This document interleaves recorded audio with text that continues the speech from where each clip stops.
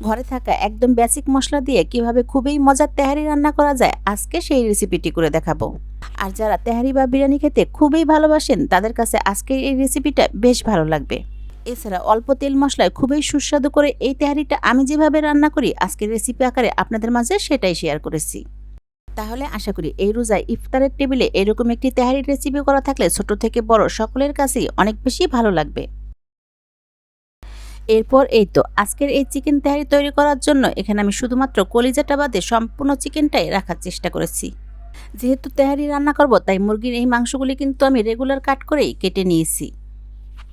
এখন আগে থেকে ধুয়ে পরিষ্কার করে পানি ঝরিয়ে রাখা এই মাংসগুলির সাথে অ্যাড করব কিছুটা পরিমাণ টক দই। আর এই টক দইটাও কিন্তু আমি কিছুটা পরিমাণ গুঁড়ো দুধ পানির সাথে মিশিয়ে এরপর লেবুর রস দিয়ে তৈরি করে নিয়েছি। তবে চাইলে কিন্তু এর পরিবর্তে বাজারের কেনা টক দইটাও এখানে ব্যবহার করা যাবে। যেহেতু আমি ঘরোয়া উপকরণের রেসিপিটা করছি তাই সবকিছু সহজ করে দেখানোর চেষ্টা করছি।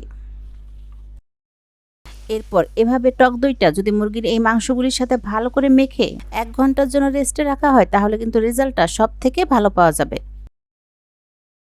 এখন রান্না করার জন্য এই প্যানটাতে 1/2 কাপ পরিমাণ সয়াবিন তেল নিয়েছি, তবে চাইলে কিন্তু এর পরিবর্তে সরিষার তেল দিয়েও এই রান্নাটা করা যাবে।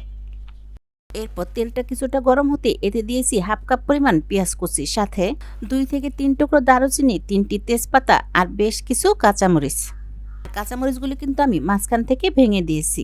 এগুলি কিন্তু এভাবেই ভেঙে দিতে হবে, তাহলে টেস্ট অনেক বেশি ভালো হবে।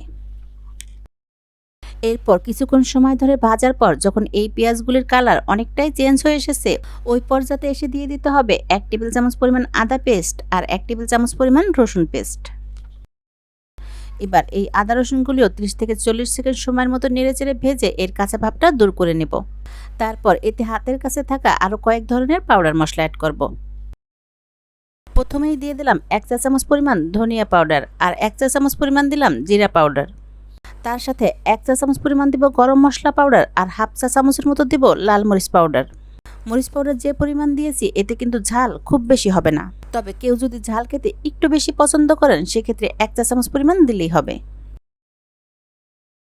এরপর স্বাদ মতো লবণ দিয়ে এই সবগুলি মশলাই কিন্তু আবার অল্প কিছুক্ষণ সময় নিয়ে কষিয়ে নিতে হবে। কাজটি করা হলে আগে যে চিকেনগুলি টক দই দিয়ে মেখে রেখেছিলাম এবার সেইগুলি দিয়ে দেব। তারপর মশলার সাথে ভালো করে নেড়েচেড়ে কিছুক্ষণ সময় ধরে রান্না করে নেব। আর রান্নায় কিন্তু আমি কোনো ধরনের পানি ব্যবহার করব না। মুরগির এই মাংসগুলি থেকে যে পানিটা বের হবে ওটা দিয়েই ভালো করে কষিয়ে রান্নাটা শেষ করে নেব।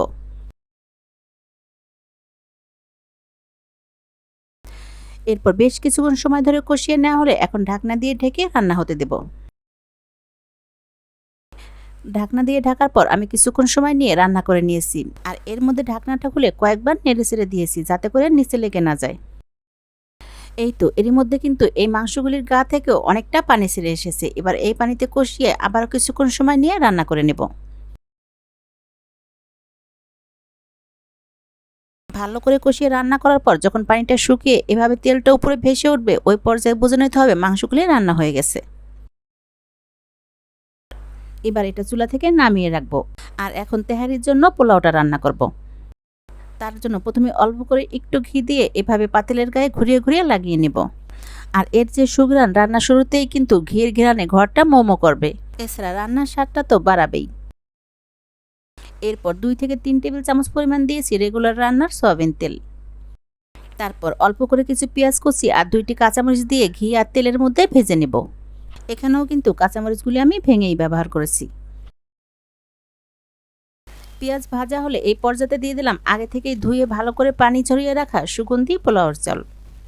আমি আজকের তেহারিটা পোলাওর চাল দিয়ে রান্না করছি, তবে চাইলে কিন্তু এই একই রান্না বাসমতি চাল দিয়েও করে নেওয়া যাবে। 1/2 চা চামচ পরিমাণ আদা আর 1/2 চা চামচ পরিমাণ রসুন বাটা দিয়ে চাউলের সাথে আরও কিছুক্ষণ সময় নিয়ে ভেজে নেব। আর এখানে আমি আজকের তেহারিটা রান্না করার জন্য চাল নিয়েছি 2 কাপের থেকে একটু বেশি, মানে 600 গ্রামের মতো। এরপর চালগুলি কিন্তু আমি 10-12 মিনিটের মতো সময় নিয়ে খুব ভালো করে ভেজে নিয়েছি। এখন দিয়ে দিলাম 4 কাপ পরিমাণ ফুটন্ত গরম পানি আর 1/2 কাপ পরিমাণ দিয়েছি লিকুইড দুধ। সাথে দিয়ে দিব স্বাদমতো লবণ, আর এই পর্যাতেই কিন্তু লবণটা একটু বেশি করে দিতে হবে যাতে করে টেস্টটা কড়া মনে হয়। এরপর চালগুলি যখন পুরোপুরি সিদ্ধ হবে লবণের স্বাদটাও কিন্তু তখন পারফেক্ট হয়ে যাবে। এরপর চাউলার পানি যখন ভালো করে ফুটে উঠেছে, এখন দিব কিছু মটরশুঁটি। মটরশুঁটিগুলি চাউলের সাথে নেড়েচেড়ে মিশিয়ে নিয়ে এরপর ঢাকনা দিয়ে ঢেকে দিতে হবে কিছুক্ষণ সময়ের জন্য।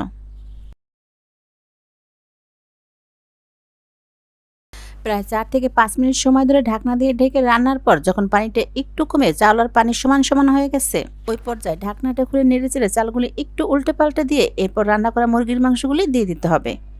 এখন এর সাথে আরও দিব অল্প করে কিছু গাজর কুচি, দিব কিছু কিশমিশ আর কয়েকটা আলু বোখরা। সবশেষে আরও 3 থেকে 4টি কাঁচামরিচ দিয়ে এরপর ঢাকনা দিয়ে ঢেকে কিছুক্ষণ সময়ের জন্য দমে রেখে দিতে হবে। ঢেকে দেওয়ার পর চুলার যে তাপ সেটা সর্বোচ্চ লোতে রেখে এভাবেই রেখে দিয়েছিলাম প্রায় 10 মিনিটের মতো। এই সময়ের মধ্যে কিন্তু চাউলগুলি খুব ভালোভাবে সিদ্ধ হয়ে গেছে আর একটার গায়ে কিন্তু আরেকটার লেগেও নাই। আর এই চিকেন তেহারিটা খেতে এত মজা হয়েছিল কি বলবো, একবার ট্রাই না করলে কিন্তু সেটা বুঝতে পারবেন না। তাই এই রোজা ইফতারে অথবা যে কোনো সময় কিন্তু আপনি চিকেন দিয়ে এই রেসিপিটি ট্রাই করতে পারেন, আশা করি অনেক বেশি ভালো লাগবে। এরপর এরকম একেবারে শেষের দিকে ফ্রেশ সুগার আনার জন্য কিছুটা পরিমাণ ঘি আর অল্প করে একটু কেওড়ার জল দিয়ে দিলাম। তারপর আবারও ঢাকনা দিয়ে ঢেকে রেখে দিয়েছিলাম 3 থেকে 4 মিনিটের জন্য। এরই মধ্যে দিয়েই কিন্তু খুব সহজে ঘরোয়া মশলায় আমার এই চিকেন তেহারিটা রেডি হয়ে গেল। তেহারিটা খেতে এতটাই মজার হয়েছিল তাই সবাইকে একবার হলেও বলবো রেসিপিটা ট্রাই করতে, আশা করি ভালো লাগবে।